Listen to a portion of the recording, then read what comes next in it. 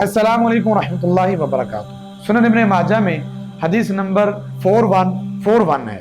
آپ علیہ الصلوۃ والسلام نے فرمایا، جس بندے نے اس انداز میں صبح کی اور اس حال میں صبح کی کہ اس کے پاس 3 چیزیں موجود تھیں، 3 چیزیں اس کے پاس ہیں، آپ نے فرمایا وہ یوں سمجھ لے کہ دنیا جہان کا سامان اس کے پاس موجود ہے، تو اسے شکر گزاری کرنی چاہیے، اسے اپنے اللہ کے سامنے رونا اور گڑگڑانا چاہیے کہ وہ خوش نصیب آدمی ہے۔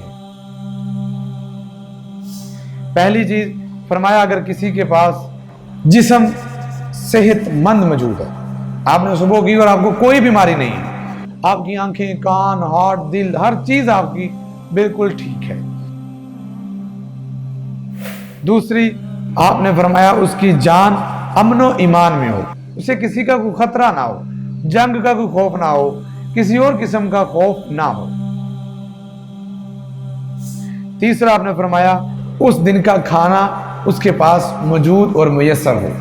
یہ 3 چیزیں جس بندے کے پاس ہے وہ دنیا جہان کا مالک ہے، جسے کوئی خوف نہیں ہے، جس کا جسم تمام بیماریوں سے پاک صبح کر رہا ہے، اور وہ شخص جس کے پاس ایک دن کا کھانا موجود ہے۔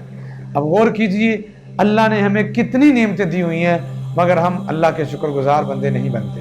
ہمیں مزید کی لالچ نے اللہ کا ناشکرہ اور اللہ کے سامنے شکوہ کرنے والا انسان بنا دیا ہے۔ ان 3 چیزوں کو اپنے اندر دیکھیے اور اپنے اللہ کے شکر گزار بندے بن جائیے، آپ دنیا جہان کے مالک ہیں۔